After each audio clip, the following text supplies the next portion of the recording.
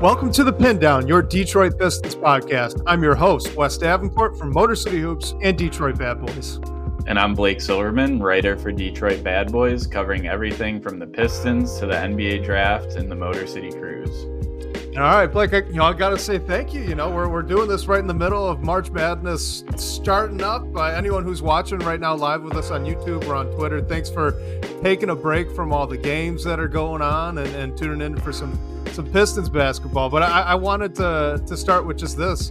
Why don't you give me just one March Madness hot take? It could be anything, doesn't have to just be basketball, but give me a hot take about March Madness this year.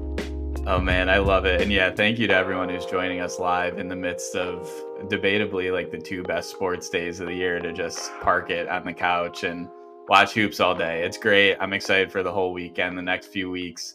My hot take, and definitely a little in the weeds, but I'm going to go with Duquesne getting to the second weekend. They just won today over BYU. They're going to be playing Illinois.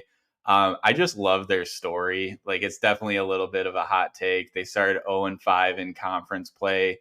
Their head coach, Keith Dambrot, announced he's retiring after their tournament run. He also coached LeBron James in high school at St. Vincent St. Mary's. So I just love the story and like things like that you can only get in March. And while they might have a little bit of like a tough opponent and it's going to be really extremely difficult to get by Illinois, maybe they can do it. I'm rooting for them. What's your hot take? Well, it'd definitely be fun. I don't think they're getting past Illinois, though. I mean, we got to root for the It's a hot take, teams, right? It is, it is a hot take. I respect the heat of that take. For me, mine's not even basketball related, Blake. I just think that these games all need to start later in the day. Like, give me all of the games starting at like 4, pack them in and go really late at night because I was busy at work all day. Started early in the morning, had to watch something, take notes down, a bunch of meetings. Long story short, I haven't even gotten to watch a minute of March Madness basketball yet today. And that is just unacceptable. They need to change the rules for me entirely. So they need to push the start time back so that I could be included in all the fun. Man, I think you and me both just need to like schedule our PTO calendar a little bit better. Like, I've always wanted to take these 2 days off specifically from work just so I can park it and watch basketball all day. Like, something's come up where I haven't, but next year that's a goal of mine. Take this Thursday and Friday off. Luckily, I have been able to watch most of it. Lucky for me as a Michigan State fan that worked out well since they were the first game of the day.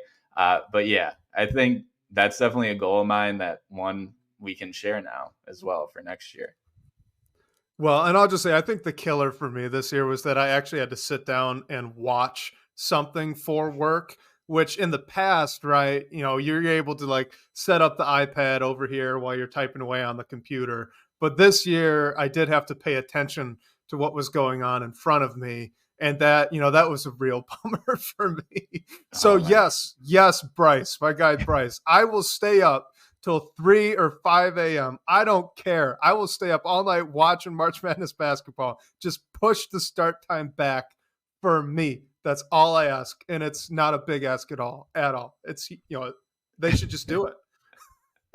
Yeah. Hey, I'm at least my hot take might be able to happen. I don't know if we'll ever get to yours, but I feel your pain, especially today. I was working as well and kind of had to pick and choose when I was watching. All right. Speaking of pain, let's get to a less fun topic here. And it's unavoidable. I do want to talk quickly about the end of that Miami game, the one that they lost by 3. It was on March 17th, 104-101 Miami. Obviously, Cade Cunningham kind of burns the clock down, takes a final shot with 10 seconds remaining, misses. The Heat come down the floor and nail a dagger 3 at the buzzer to win the game. So just, from your perspective, when you were watching it, name some things that went wrong there. I mean, there's quite a bit, but just give a rundown of all the problems that happened there with those final probably 15 seconds. Yeah, I mean, I think you just have to go back to, like, the decision that Cade made to drive it and get that shot up with, like, 10 or 11 seconds left, whatever it was. I know after the game, he said that he liked his matchup. He had Jaime Jaquez Jr. guarding him, and he sensed a double was coming, so that's why he went for it. I mean, it's still a bad decision. Like it was a tie game. You had the ball. You could have taken the last shot, and you didn't. And then you saw what happened on the other end of the floor. And I mean, it was just kind of like storybook what the Heat did coming. That it Speaking of March Madness, it kind of reminded me of the game winner that Villanova had against North Carolina. That's just like, one of the most notable shots of all time. Of course, this happened in a much less high intensity scenario, but like when you have a guy who's made like a handful of threes all year, not that many in his career, get a handoff to him, get it up. Like it was one of those that you knew was kind of falling when he got it up, and it was just decision making. Like that's what they paid for. I think Cade knows it. I'm not really like faulting him for it moving forward, but in the moment, it was definitely a horrible decision. Yeah, well, and I think long run, right? This kind of reminded me a little bit of Jaden Ivey in his rookie year calling that timeout against the Chicago Bulls while he was inbounding the ball late in the game when they, in fact, did not have any timeouts left. Obviously, that's a technical. Jaden Ivey kind of blamed himself for the loss, all that stuff. Long story short, I don't think this is necessarily going to happen again. It's probably one of those things you don't forget as a player. But I did want to talk about one bit of this whole situation. And that is, I was curious if you thought Monty Williams maybe should have called a timeout there.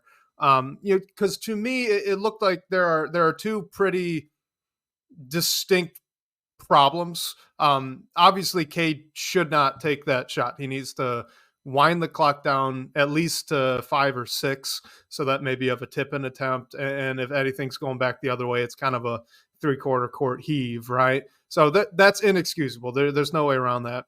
But at the same time, I might have preferred it if Monty Williams used that final timeout he had to draw up some kind of action. Probably not a pick and roll. I don't know with how Miami had been doubling Cade that game that you would want to bring a second defender to him, but maybe something off ball with the shooter just to attract some attention and maybe open up a driving lane for Cade to get to. And obviously this, relies on a sideline out of bounds play, which they had admittedly struggled with. So there are pros and cons with all this, but what are your thoughts on potentially calling a timeout in that situation, whether that may have been worth it or not? Yeah, I mean, I understand it definitely, and like I understand those that were saying that Monty should have called a timeout in that scenario, and like looking to that first and foremost, I kind of like just letting your young team and your young star who you're building around just kind of like run with it. Like the game doesn't mean anything in the long run. Obviously, you want to get that win and do whatever you can to do it, but I kind of it, I mean, I don't even know if I want to say like, but like I understood just letting them run through with that possession and I mean, obviously what it resulted in was a mistake that hopefully they're learning from and will clean up and make better sense of a similar situation moving forward. I get like those saying that he should have called a timeout, made some adjustments, draw something up, but I'm not like super mad at it by any means. Maybe it's because this game is a little bit happened a few days ago now and I've had more time to think about it rather than what I was thinking at in the moment. But I definitely like I'm not super mad at Monty for not calling a timeout in that scenario. Yeah, I think in the moment, for me, I was more not well. I was most upset about the shot. The shot immediately was a "What Yeah. the heck are you doing?" Situation. But in the moment, I was pretty upset that the timeout wasn't called. I think as time has gone on, I've talked to my guy Bryce here, is in the comments. Bryce Simon, Motor City Hoops, and obviously the Pistons Pulse. Shout out to Pistons Pulse podcast. Talking to him, and he's more of the guy as a coach when he coached that would just kind of let the players go through it and make something of it themselves, and so I do get that. I do get that part of it, and I want to make sure too that through this discussion we delineate that that shot that Cade took is not fixed necessarily by the timeout. Like you wouldn't call a timeout as a coach and say, and guys, make sure to remember, don't shoot the ball with 10 seconds left because the other team Right. has an opportunity to go and take another shot on the other end. Like that's unspoken. Everyone should know that already. You're not going to call a timeout for that. What bothered me, and still it's a lesser of a bother now because I do understand what you just said, and I don't fully disagree with it. But I do think if you could have gotten that ball in, there it would have been nice to see some action off the ball and away from the isolation, just so that that double team that Cade felt coming his way when he pulled the trigger on that shot isn't as close, and he has a little bit more time to react to it. I'm not saying that would have resulted in a different outcome. He still might have shot it with 10 seconds left, and that's on him. That there's no way around that. But just a pure four low ISO there to end the game. I didn't love that call. I would have liked a timeout to get some different action going. Yeah. Yeah. I mean, I totally understand it too. I guess just like mainly where I am is I'm not super mad about it. Like in the moment, should it have been handled differently by the players on the court, by the coaching staff? Probably. I mean, definitely like in Cade's perspective. But I just hope it's something that they learn from and grow from and know like we actually need to do something to make something good happen in that situation, or the repercussion is exactly what happened in this Miami game. Yeah, absolutely. So we got an interesting question. Well, I guess two of the same comment, but one's a question. So I wanted to bring this up from Bryce. He said he would have rather had some sort of action be run, but wonders if maybe Cade wanted that four low ISO. And then our guy YouTube user here, he's wondering, what do you think just in general about the ISO as the last play for that game? So what do you think? Would you have wanted to see something else called there, or were you all right with the four low ISO? I mean, yeah, you just want to get a clean look, and I guess it was pretty clear that Cade wasn't getting that, whether the double was coming or not. Like we saw the shot that he put up. So I think like whatever you have to do to get your star player open, and I mean that might happen. Like they're probably going to put a couple guys on him, and then maybe someone else floats out and gets a clean look. Like I just think you need to do whatever you can to get the best look possible in that scenario.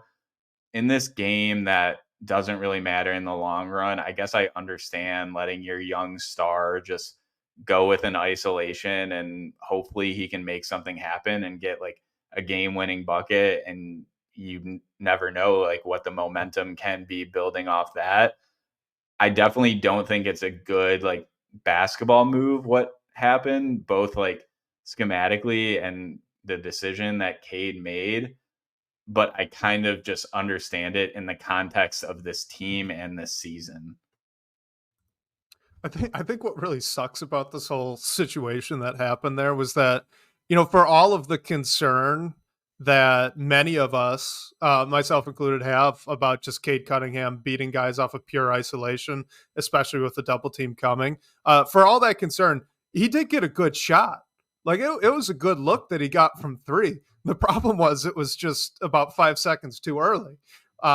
So that's a little unfortunate bit of irony, I guess, because I do agree with what you said. At least on principle, the idea of, hey, we're going to put it in the hands of our young star, and it's going to be a learning experience whether or not he makes it. Like I do get that.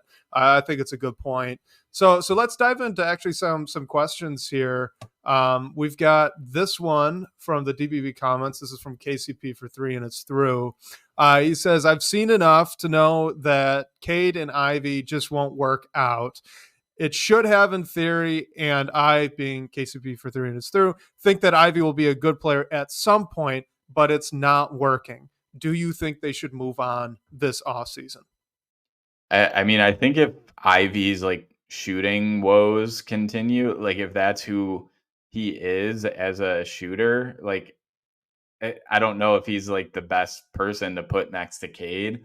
I don't like. I'm not gonna say today that yes, they need to move on from Jaden Ivey, but I think it's a conversation. I mean, it's sort of like the hot topic across like Pistons Twitter, the Piston fan community this week is like, is this quote unquote core four going to work together?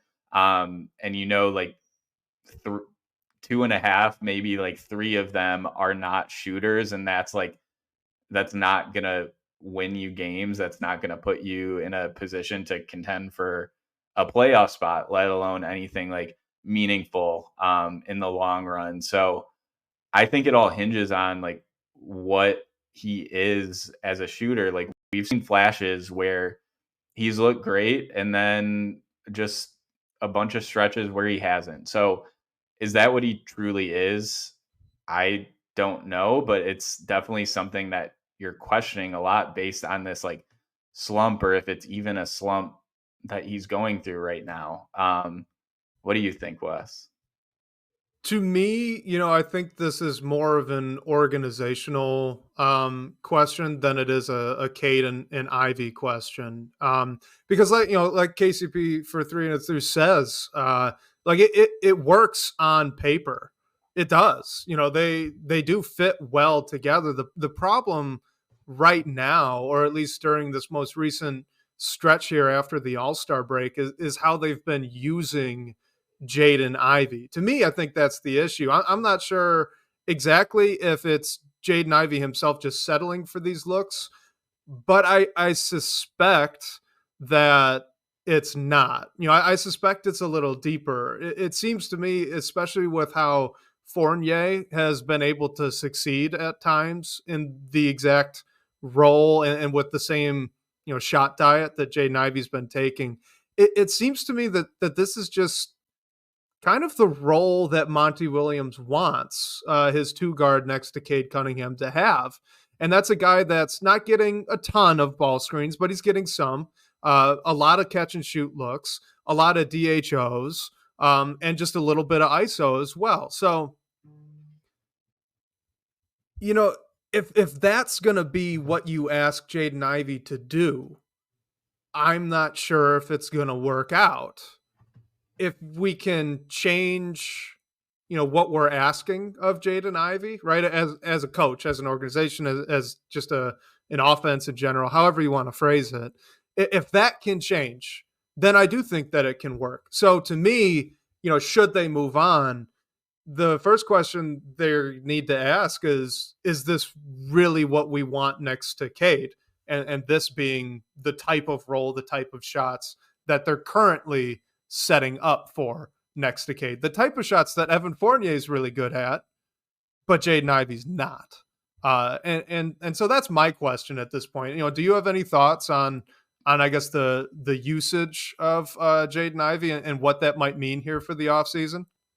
Yeah, I mean, I think he could like my when Ivy was coming off the bench and there was a similar, not the same, but a similar question like earlier in the season on whether he would be the one young piece they would be okay with moving on from. Like my worry or scare, which I mean, you'll have this always, is just he's the perfect archetype of a guy who you trade and he lands in a perfect situation and his game just like pops, and it's one of those things that you look at that's like, oh man, like but it's a situational thing. Like maybe it's would never happen for him here, and a different situation where he's more of that like primary ball handler, scorer, like offensive cog, maybe that makes him really pop. But I think like what Bryce brought up here, and shout out to you, Bryce, for joining with us.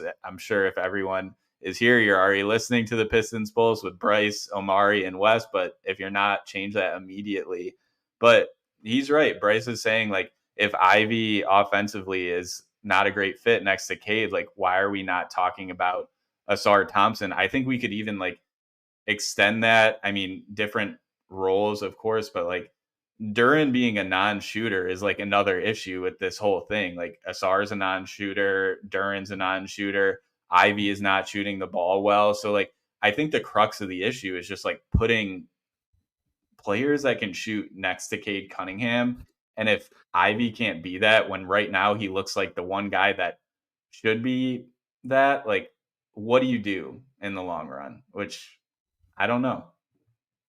Well, and I think something I've been thinking about, honestly, most of this season is like, sticking with the question Bryce asked there, like Asar Thompson individually is a good fit next to Cade.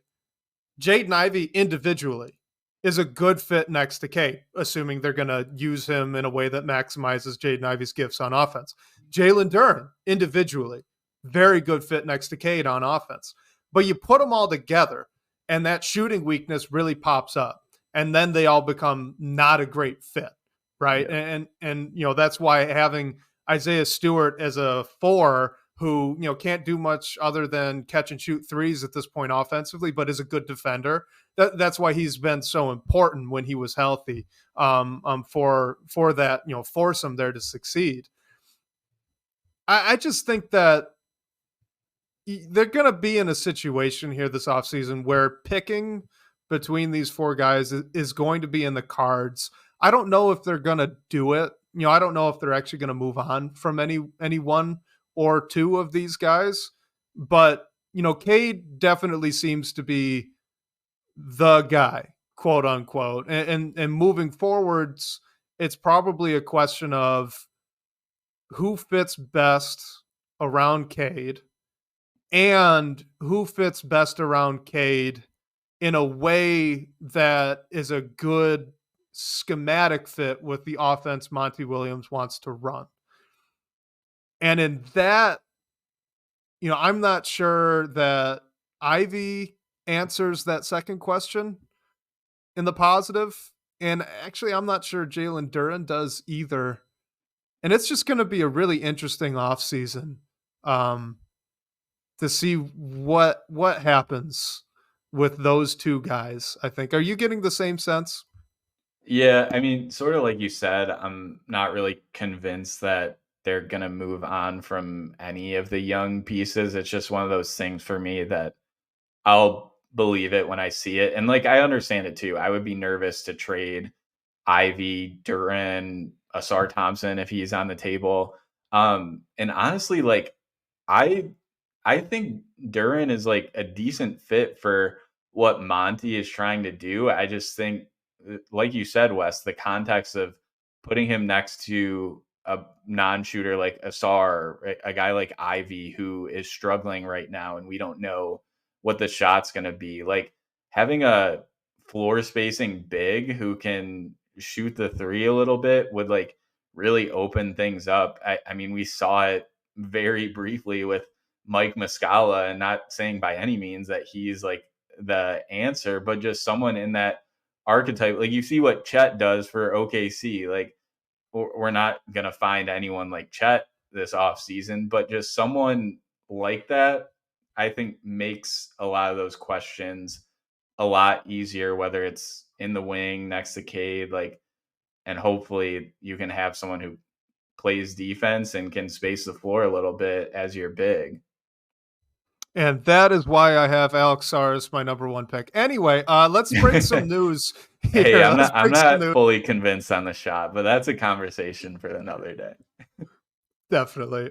So we did have some news break over the past week. Asar Thompson and Isaiah Stewart are both going to be out for the remainder of the season. Asar Thompson with a blood clot that they thankfully caught, and Isaiah Stewart with an ankle strain, going to be out for the rest of the year. They signed Chaz Metu to a 10-day contract. I believe he played in Phoenix with Monty Williams in the past, so there's a little he bit just signed a of a 1-year connection there. deal this year. Oh, With gotcha. Phoenix, he spent most of his time in the NBA in Sacramento. Right. And yeah, I believe he signed a 1-year deal this year and then was dealt at the deadline to Memphis, who waived him. And when Gotcha. Phoenix Okay, got David Roddy.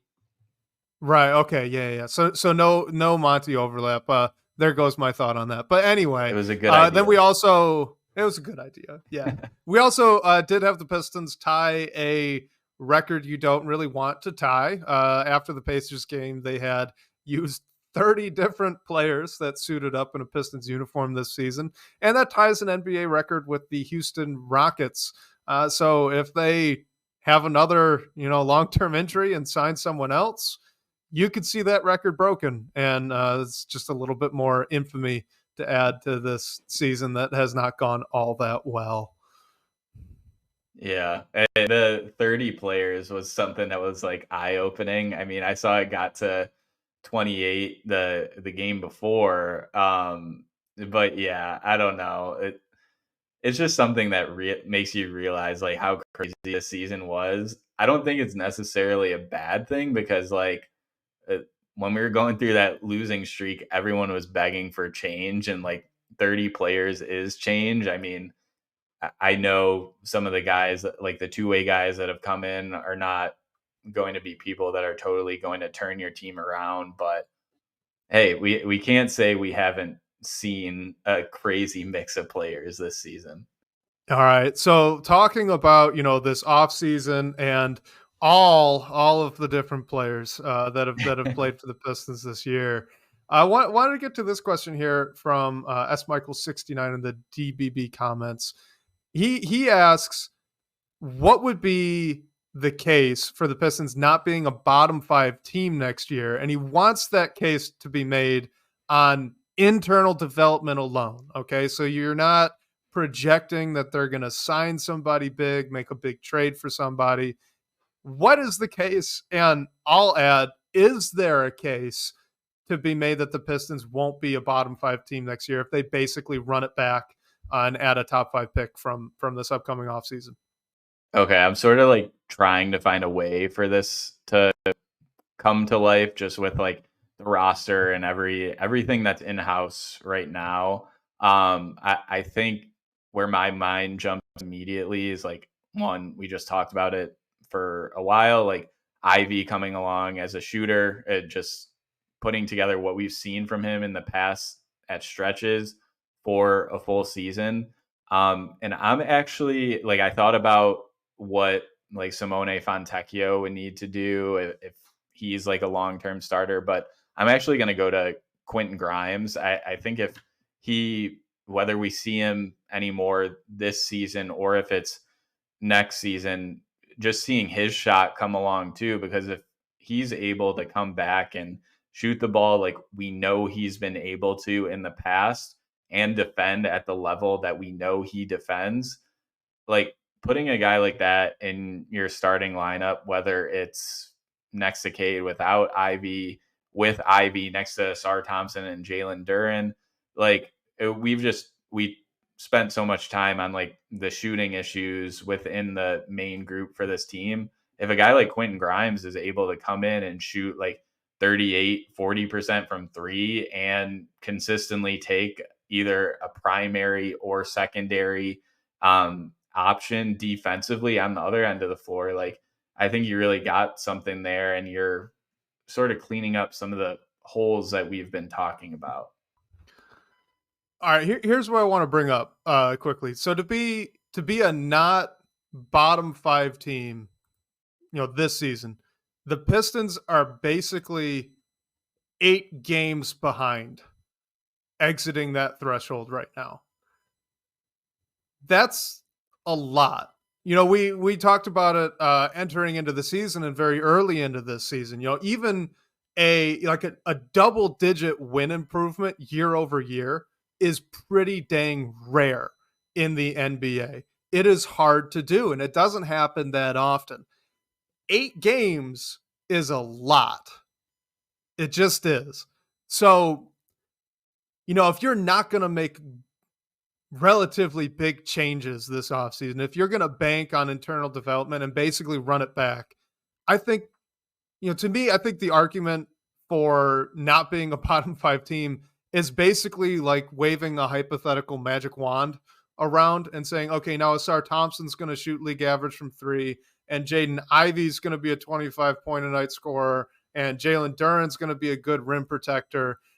And your top five pick is going to be usable right away in a starting role and very efficient as a scorer and three-point shooter. Like all things that, I'm sorry to say, are not going to happen in one offseason, and truthfully might not ever happen no matter how much time you give these guys. Like Asar Thompson shooting 17% from three this season.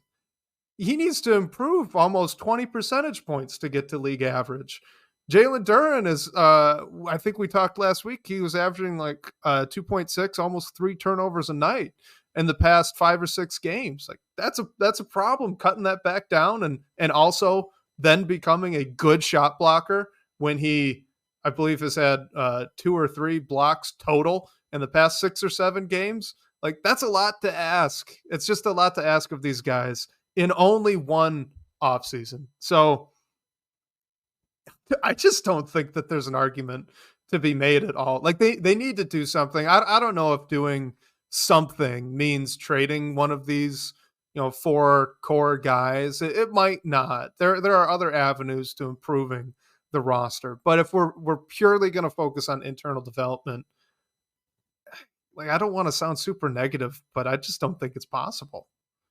Yeah, and I mean, you said it, like our guy YouTube user brings it up, like Duren on defense. Like I sort of focus on the offensive end, but defense is a huge issue as well. And like I I know we're going to talk about some like what we want or what we think should happen in the off season, but a big priority for that needs to be a defensive minded big, because if you have Jalen Duren and James Wiseman, who has been looking better as a rim protector, but we don't know if he's going to be around next year. And he's just not like, he's not defense first. I think you just need a big that is gonna, you can rely on to like go in there and protect the rim, play defense, which you don't really have on the roster other than Isaiah Stewart, which we don't know if we're going to see him in that role for the long term. So yeah, I'm with you there. All right, staying on Jalen Duren. We got this one from Kian Ross. Hopefully I said that correctly. He says, has anybody asked Monty about Duren's play as of late, at least after the last win? The answer to that directly is, to my knowledge, no. But he says, not sure if Duren is injured, bad habits, freelancing, experimenting with ball handling and passes, or what. The implication here is that Jalen Duren's not playing good basketball right now. I would tend to agree. So, Blake, what do you make of Jalen Duren's recent play? What might be driving it, and if this is fixable or just kind of who he is? Yeah, what's interesting to me is like thinking back on the first handful of games of the season, like before he went out with injury, like he sort of wasn't a totally different player, but he sort of came out and like dominated to start the year, and then he dealt with those ankle injuries on and off. So we don't know if he's still dealing with that, if it's impacting him at all. But it's we've been talking about his lapses, or I guess like what he's lacking on the defensive end for a while, and also the processing, decision making stuff. So I don't know, like Wes, I know you've said in the past, we're not sure if he can ever be a good defender in this league. Like I I think it'll take a lot for him to get to that point.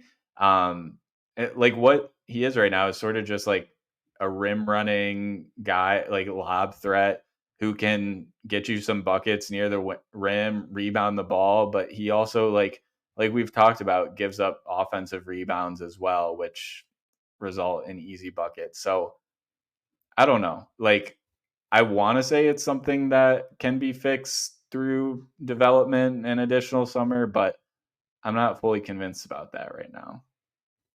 All right, I'm about to ask you an admittedly leading question, but I'm going to ask it anyway since I just threw that out there ahead of time. Jalen Duren pre-draft, so his draft profile. Did he have defensive concerns back then? At the time, do you recall? I mean, I think if I recall correctly, I think it was just how like raw he was, because he was like the youngest player in that draft class, was the youngest player in the NBA. Now he's the youngest like second year guy. So I think it was always something that was going to come around, or not going to come around, but you hoped would come around. And with his like frame and athleticism and everything like that, you figured it would. But after this season, we're just like not really sure. Yeah, so that's what I wanted to bring up. Pre-draft, there were concerns about his defense in the immediate, which means he was not a great defender at the time. Bryce brings up the other concern, which was motor. I do remember that as well, and we've kind of seen that.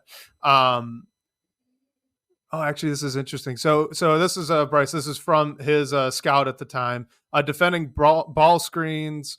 I am not buying the switchability yet. Starting to buy more and more. I think it just does not always seem like he's focused and engaged, and he commits a little too high at times. So that's even on the switchability aspect, right? Where um, he didn't really have it at the time, but you could see maybe there was some potential there.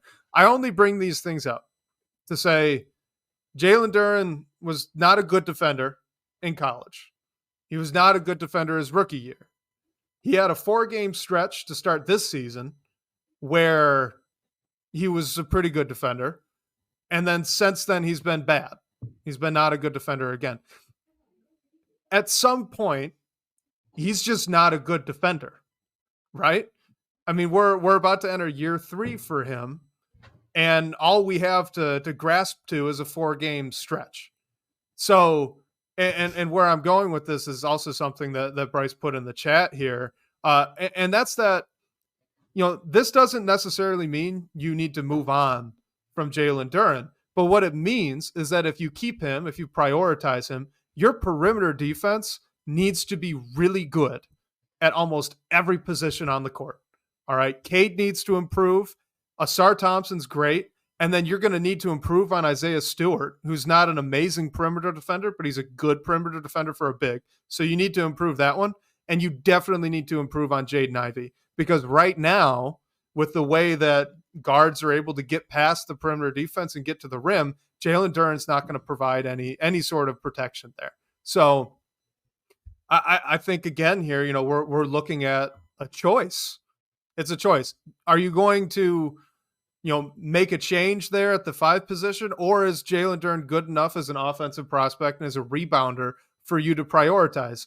Either answer to that question has ranging effects on the rest of the roster if you want to build this thing out. So, man, they're in a tough position, especially with how he's been playing recently, don't you think? Yeah, and like with everything we've heard coming from the organization on like how big a priority defense is, like that sort of makes you think one thing. But I mean, if it's, say you're debating, there's like a deal on the table that the team likes, and they have to give up either like Ivy and or Duren, like that's a concern for both of them. So yeah, it's interesting, and like you said, like it seems funny looking back to it, that stretch at the start of the season. That's what we're looking back to say, like, yeah, maybe there's something there, but everything else we've seen, it has been like a consistent concern, which is definitely worrisome. Like he's still very young, so I don't want to say like nothing can improve or anything like that, but yeah, it's becoming like harder to see, I guess. And it like you said, it might just depend the direction that the team wants to go. All right, so we got this next one here from KCP for 3, and it's through. This is from the DPP comments section. He says, "What should the Pistons realistically pay Simone Fontecchio this summer?" And I know we've touched on this before, but with the injury that he's dealing with currently, and the fact that he hit that starting threshold, so his cap hold technically here went up by about 2 million or so, which relatively small potatoes for the Pistons, who have the most cap space, I believe, to play around with in the league. But where are you on Fontecchio's next contract, and have you kind of changed your expectation since the last we spoke about it, or are you still kind of in that 15 to 20 range as well? Yeah, I mean, I think that still sounds right to me. Maybe a little more closer to 15 than I was thinking the last time, but so I looked up just some like players in that range that are right around like 15 a year, and some names I came up with that are more like, I guess, role guys are like Lou Dort, Luke Kennard, KCP, Max Struess, and then you also have Gary Harris, who is at 13 million a year, and he's 29 years old. So, I mean, I think something around that sounds right, especially if like Fontecchio is not going to be a starter long term. I mean, I'm not saying that he's as good or like better than really any of those guys, but I think that range still sounds right to me in terms of like what he's going to be like asked to do. And I don't like, I feel like there's a team out there that would pay him around $15 million a year on like a 2 or 3 year deal. I know he's second year in the NBA, but older. I think that's still on the table for what he brings. Guys who can shoot the ball at his height and that like archetype are hard to get. Maybe the Pistons, I don't think they'll have to pay more to keep him around, but I think it's that number, especially not even talking about like the cap going up. Like I think when we first discussed this is I brought up that like Marvin Bagley's 12 million a year kind of stuck out to me, and that 15 was kind of just going for whatever the cap rises to. So that sounds right to me. Like at or around or hopefully even like below 15 for him. All right, so to me, I'm gonna lean back on what I said last time. I'm really sticking to it, and I think that it's gonna be much closer to 20. And specifically because I think the guys you mentioned are pretty good comparisons, right? Like especially Luke Kennard, KCP, and Max Struess. I think those are all pretty solid comps for a type of contract that Fontecchio is gonna get. The problem is those guys signed their contracts in the past, and we're about to go into the future. In the future, the cap's going up. So that number is going to inflate quite a bit. And not only is the cap going up, but it's going up quickly over the course of these next few seasons. So to me, I still think you're looking at 18 to 20. I think it's going to be on the upper side of this. And that's not even going to be ridiculous either. I think we brought up last time. I think the percentage of the cap if he's paid 20 is right around 14%, which means you could have, 8 Fontecchios just about at that deal. That's bench player money. That's how this works. This reminds me a little bit of the conversation last offseason on Stewart's extension. It seemed like quite a bit for a guy that long term you hope is on the bench, but in reality, it's only a couple mil more than the mid level exception. And that's what Fontecchio is going to be at if you pay him 18 to 20 million dollars as a salary in a few years, in a couple years. Yeah, it's only a couple mil over the mid-level exception. That's just how this is going to go. So I think if you could get him at 15, that's a steal. I just don't foresee that happening. I think it's going to bump up just a little bit here to closer to 20. Probably not over, though. It does feel to me like that would be the limit where I start to get uncomfortable with it. Would you agree with that there too? That okay, if it's 20, it's understandable. If it's higher, and now it's a little uncomfortable. Yeah, especially if like he's not going to start. Like I think it, it's a very real possibility that the deal he gets there could be a little sticker shock, but it wouldn't concern me immediately just because of like the cap going up and everything. And like what is Stewart's like right on 15 mil a year, right? So yeah, I think like something around like that range, if it's a little higher, because like you said, we're moving forward into a larger salary cap, that makes sense. But yeah, if you're getting to like over 20, I think that's a lot for what you're going to be asking him to do. But this team needs someone who can shoot the ball. Like he's not known for his defense, but hopefully he's improving in that sense and is not a total like negative or nothing on that end of the floor. So yeah, I mean, I don't want them to overpay him by any means. Like I'm sensing it's gonna be a deal that is like good for both parties. I certainly hope so. And I don't know anything to prove that, but that's just what I feel. No, we got to go for sunshine and rainbows sometimes. This has been kind of a negative podcast episode so far, so I like the positive outlook, Blake. I really do. This next question here, this is from our guy Bryce. He says, Awoma, Amude, Metu, or Buddy Bayheim, who is most likely to be on the 15-man roster to start next season? I love this question. What do you got? Oof. That's a good one. All right, I'm gonna debate between Tosan and Woma and Stanley Amude.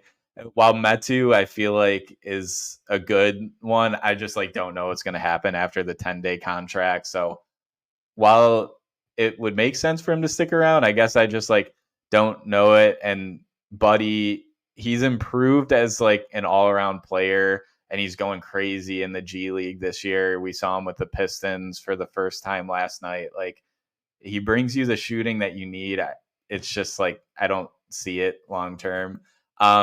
So I'm gonna go with Stanley just because he did sign that like non-guaranteed 2-year deal. I think he's like proved a lot within the organization. He wasn't even on like he was on a two-way deal to start the year, but he didn't get that until like right before the season. So he sort of worked his way to that and then got the full NBA deal.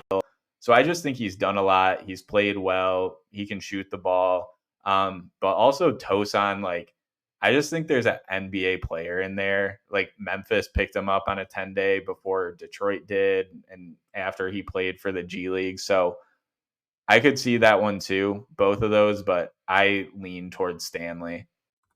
I agree with you on that. Like if I'm gonna make the pick, it's gonna be a Mude. But just for fun, I'll play devil's advocate here, and I'm gonna say Buddy Bayheim, just for Wow. fun to make the argument because you got to give him a little bit of credit where it's due. If you think back to his first summer league performance, he was not good. Like it wasn't really debatable. He was usually the worst guy out on the floor. And you flash forward to even this most recent summer league where he was solid. He shot the ball well, and he was active at least on defense. And then the season he's had with the G League team, and now getting the call up, and he got some shots up there against Indiana. Look, I just think that the amount of improvement that you've seen from him over the past 2 seasons is notable. It's something to be impressed by, because now he at least looks like a legit G League player, which I could not have said a couple of years ago. But he is borderline enough where he got a two-way deal. So if a guy's improving at that rate and he shoots the ball like this, like he does, undeniably he's a great shooter.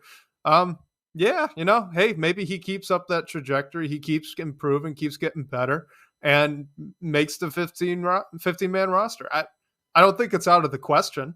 Like I said, I'd bet on Amude, but I don't think Buddy Bayham's out of the question.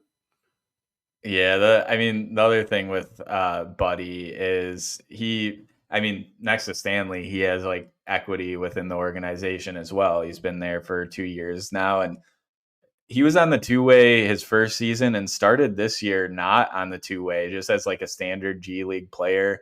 I think it says a lot about a guy to go through that and work his way to a two-way and sort of head down, like work on your craft kind of thing, see where you can improve your game. So yeah, I mean, I think that's big to do out of anyone. I don't think it's like, oh my gosh, YouTube user, you're killing me. You're distracting me in the chat right now. But yeah, I don't like see it long term by any means, but he's gotten better this season. There's no way you can question that. All right, let's get to this next one here from John Pete Schwartz on Twitter. He asks, should the Pistons trade their first round pick this year? Which, it's an interesting question, and I think that's one that we're going to really have to address probably all offseason up until the draft. So let's start now. What do you think? Do they need to consider moving that first round pick? I mean, definitely consider it. I think it depends like where the team lands like after these like hard conversations that everyone thinks that they're going to have this summer about the young pieces that they have. and if they fit together, if they're going to move on from one or multiple of them. What happens with that, I think, will impact what they do with their first round pick. Like, I think this year of any year, like, yeah, you should entertain trading your top five, top six pick, whatever it is. But there's a few guys that have sort of risen to that where you think they're not going to get by the top three, like Alex Sarr and Zachary Reese-Ashe. But like, it's also as wide open as we've seen a number one be in forever. So you don't know, like, while teams might question or be willing to like trade out of it, you don't know what teams are willing to trade up, because if it's someone that is in the first half of the lottery or the top 10, like if they have a guy that they want to just like go up and get, like they have no clue where he's going to go. They think he could go as high as 3, as low as 15. Like they might want to go up and get him, but they also might just want to see if they fall to them, like where they are. So while I think they maybe should, especially if it's number one and there's like a fit concern, I don't know if they'll be able to. So I'll preface this by saying that the jury's obviously still out on this draft class. Someone could emerge here, and a bunch of guys actually could emerge and really become those top five locks, like we've seen in the past. We've seen multiple cases of like March Madness risers, late season risers, all this stuff. So that could happen. But as it stands right now, as we sit on really day one of March Madness in general, there's really no consensus at the top, and the narrative on this draft class is more or less agreed upon that it's not all that strong, at least not in terms of star level talent. I agree with you, but when you say you got to look at the other team, right, that might want to trade, that's exactly where I was going to go with this response, and that's that in order to trade that first round pick, someone else needs to value it really highly. I'm not even sure if you win the lottery this year, if you would get the types of offers for that pick that would make you really, really strongly consider it, because that other team wants it so much, right? I mean, for any trade to happen, someone else has to value the asset more than you do, which means it's going to be tough to find trade partners in a year where no one's really valuing the players in the draft, at least at that star level. So to me, I think the more likely scenario is actually probably one of the non Cade Cunningham core guys getting moved, and then them making a selection there with their first overall pick. I would just bet pretty strongly. I would be pretty confident in making the gamble that you're going to get better return on Jaden Ivey or Asar Thompson or Jalen Duren than you would this year's even number one overall pick. Do you think I'm out of pocket on that one at all? No, not at all. And I also think like if we're talking most likely a top 5 pick, maybe top 6 depending on where they end up in the standings, like those picks don't get traded often as it is. Like, I mean, I'm probably missing something, but the one I can remember is when like Trey and Luca were swapped, and those were still two like top 5 picks. But I think GMs are like not scared, but don't really want to move off those picks because, I mean, the NBA draft, you're making it. If you're picking in the top 5, you want someone to be like a key contributor, if not like a main building block of your future. And I don't know how many GMs are going to punt on that.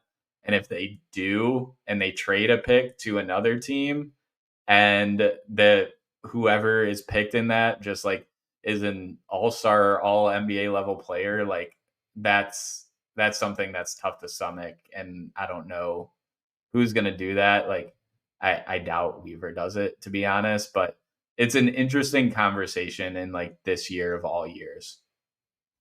Yeah, absolutely, and it's definitely going to be in the cards. So let's get to this one here from the chat. This is from YouTube user, a guy. He says there probably isn't time for this. Don't worry, there's time. We're hitting on it. There's He always says, but time. who would be a semi-realistic wing or forward to target this offseason? He mentions Jeremy Grant, John Collins, DeAndre Hunter, Obi Toppin, Jalen Smith, Najee Marshall, etc. There's a wide range of names there. Is there anyone else that you can think of? Who do you think they could target and also realistically get? Well, though, well, I'll start with like Jeremy Grant because I feel like that's kind of like realistic. I feel like Portland's gonna kind of want to get off of his long term deal unless they want to keep him around as like a veteran, a guy who can get buckets. I like they have Malcolm Brogdon too, so maybe. But the name that like jumps out to me here is DeAndre Hunter. Like, is he? Do you think he's more gettable because of how awesome Jalen Johnson is? I do. He's also a little older, and the contract that he's on, while it's not bad, it's not necessarily helpful to the Hawks to have a guy who it produces what he does, which is solid but not incredible, on that number when the rest of their books are pretty messy at this point. So I do actually think he's pretty gettable. That was a guy actually that I was fairly interested in at the trade deadline. If the Pistons could put together a package that was interesting enough for them, so yeah, he is DeAndre Hunter's pretty high on my want and could possibly get list for this offseason.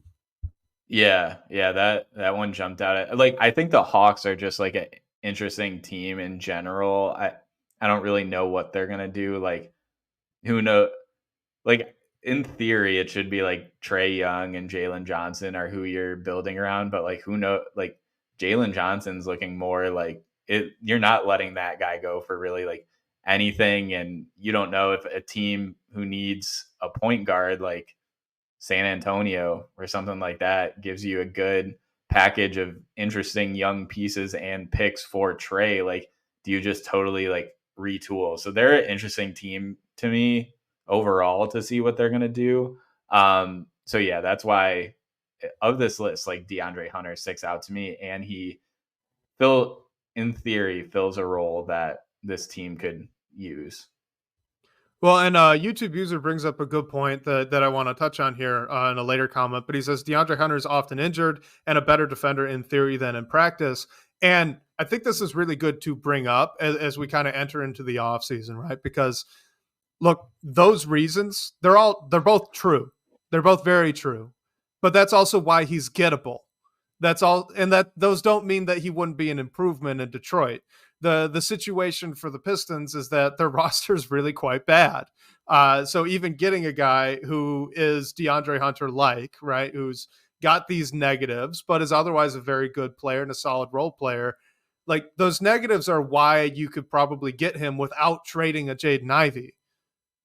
It's when you start looking at these stars like a Jeremy Grant or a McCall Bridges or even like a Brandon Ingram if the Pelicans were to consider splitting off someone from the Zion Williamson thing, right? Like those are gonna cost Jaden Ivey and maybe Jalen Duren plus other stuff. So if you're going to take those off the table and you want to keep them and build out the roster around them, maybe moving one of those four to the bench, what have you, right? Just adding more talent. Um, DeAndre Hunter's a good guy to add. He fits really well, and he's not going to break the bank when you try to make a trade like this. And I think you could probably look into free agency as well, right? With a similar mindset. Guys that are going to get paid a lot are guys you probably maybe want to stay away from here if you don't want other dominoes to start falling. So I think that's just a good thing to bring up in general as we enter into the offseason, kind of the trade-offs that this organization is going to have to make as they hope to significantly improve this roster. Yeah, and I haven't just like another thing I was thinking like I haven't even really looked at the like I'm pretty confident that Jeremy Grant's around like 20 million a year, maybe more than that. But the other guys like I'm not I need to look closer at their deals, but we haven't even talked about like Cade's extension eligible this offseason. Like, if you're keeping these young guys around, you're going to have to pay them in the not so distant future. So it depends like who you can get and fit in around like whatever your books are going to look like in the next 1 to 2 years.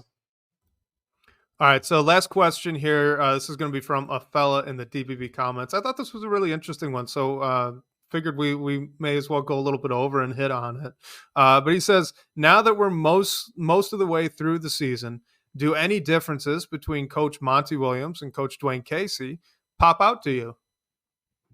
Yeah, I think the immediate one that pops out is just like the rotations. I feel like we can definitely say that Monty has been a little set in his ways, if not stubborn, with like the rotations this season. I feel like maybe it is a bit recency bias, but maybe we did see a little bit more fluidity with Casey, and I guess just like playing guys that complement each other or shortening the rotation when he needs to.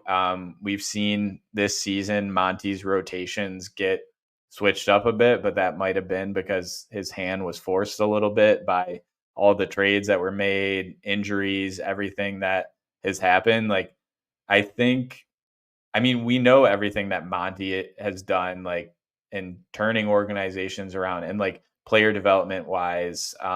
It's his first season, so like those things do need a little bit of time, maybe with the guys he's working with now. But I think they're pretty similar. If not Monty is a little bit better in like a player development aspect. We just haven't had the time to see that play out. So the main like difference really that sticks out to me is, yeah, just like rotations and what's going on with like the players that you're putting next to each other on the floor.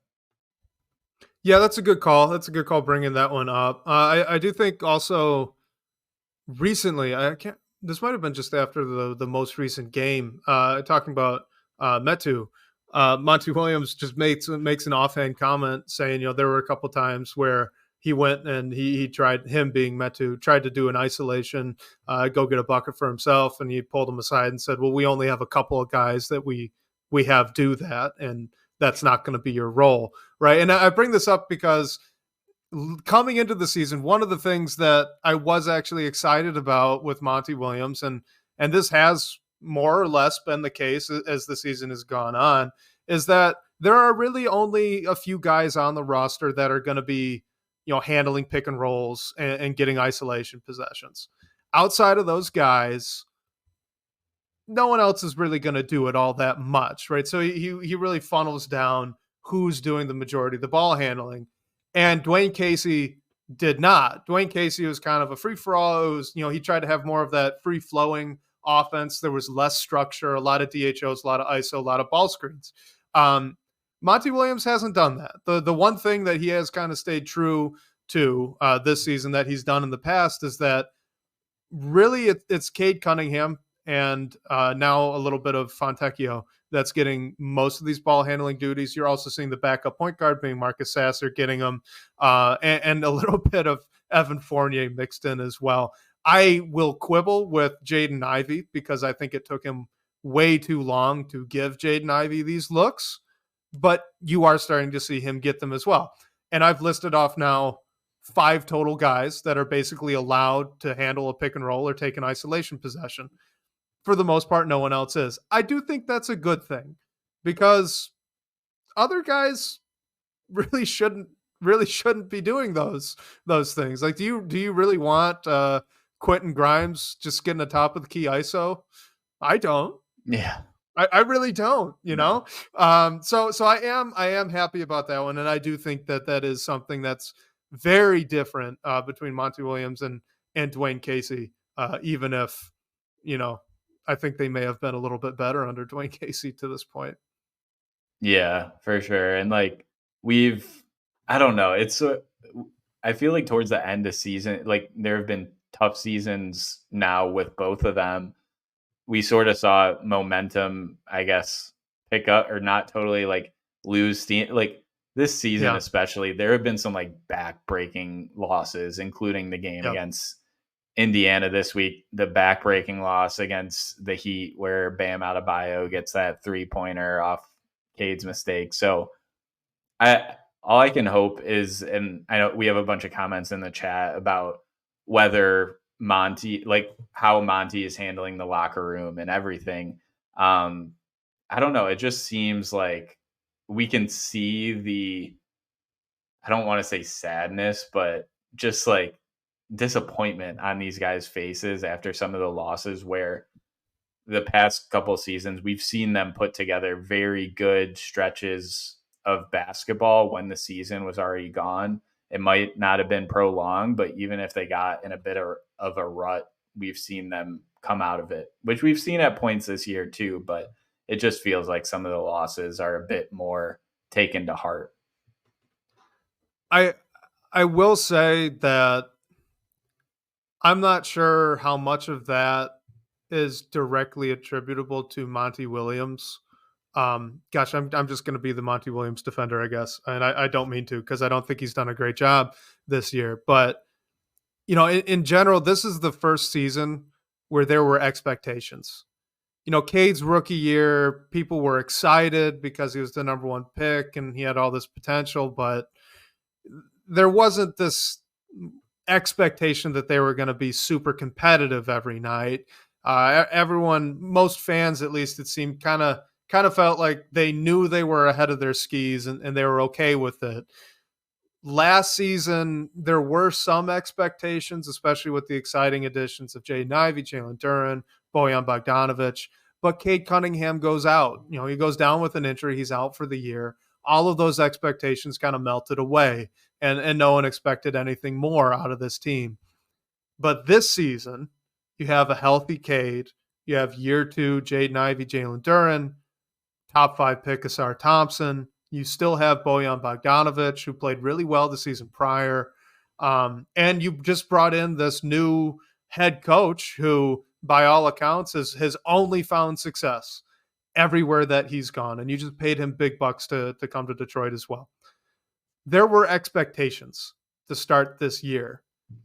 And I'm not saying that it's a good thing that impacted the players, but they're human beings, right? If you're going into the season expecting to, win more than 30 games, be competitive, into March, where you're kind of in the play-in hunt, even if you're at the bottom tier of it, and then you lose 28 games in a row. Yeah. Yeah, that's pretty backbreaking. Like Yeah. the split, the discrepancy between what you thought this year was going to be and what it turned into is so vast this season when it hasn't been in the past. And guys, they're human beings. I think that's unavoidable, and I don't think that's on Monty Williams, even though admittedly some of his decisions have absolutely contributed to the losses. You can't say that the 28 straight losses were all on Monty Williams. He's not playing the games. So, yeah, that's my soapbox there about No, why this you're, team looks so dejected right now. Because I agree, they do. They look dead. There's that video of Cade after the Pacers game, just staring yeah. through the camera with anger as the Pacers wind down the clock, and you're just like, oh my god, this is not good.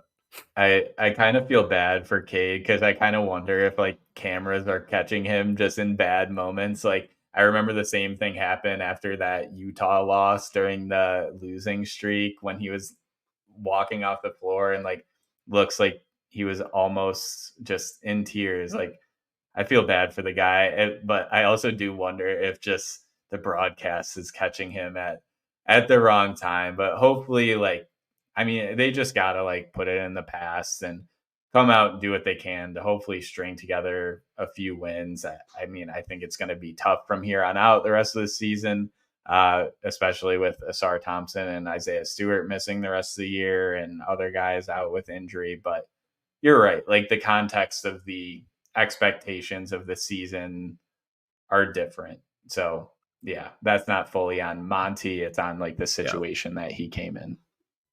And I'll just say this quickly. This was something that our guy, fellow DBBer Brady Frederickson, he had said before the season started. This was actually before this show was the Pindown. This was back when it was DBB Live, back over the off season, and pretty shortly after the hiring of Monty Williams, we have Brady on, and Brady just makes this very simple comment, and it's stuck with me ever since. And he was saying that for him, this season is going to be a success if those 1,000-yard stares that you'd see near the end of games this past season, if those went away, and they haven't. They Yeah. haven't. So even with all of this, I do everything that I just said. That does not mean this season was not a failure. It was objectively. It's been an absolute failure. But yeah, that was shout out to Brady. Love Brady. Well, we need to get him back on sometime here shortly. Yeah, we do. Shout out to Brady if you're listening. And yeah, that's a good measure of success for us moving forward if those go away. But yeah, I mean, the Pistons have a couple games against Boston and New Orleans coming up, and then they go on a 3-game road trip to New York, Minnesota, and Washington. So, I mean, that Washington game, hopefully they can compete, but not an easy stretch coming up. So, yeah, man, just hope these guys can get one. And if you're looking for morbid intrigue to continue turning into Pistons games this season, they need to win 4 games to not set a record for most losses in a single season for the Pistons. Can they do it? It's not a good reason to watch, but it's an interesting one. We've gone a little bit over, so everyone, thank you for sticking with us here on the live show, and obviously listening. If you're listening on podcast in your car or just with headphones, we appreciate you guys. We're gonna wrap it up. Blake, take it away, my man. Yeah, thank you to everyone. And yeah, I was trying to find a way to end it on a higher note, but I think one is with March Madness going on, we're definitely going to be talking more. The high note's elusive today. Yeah, I know.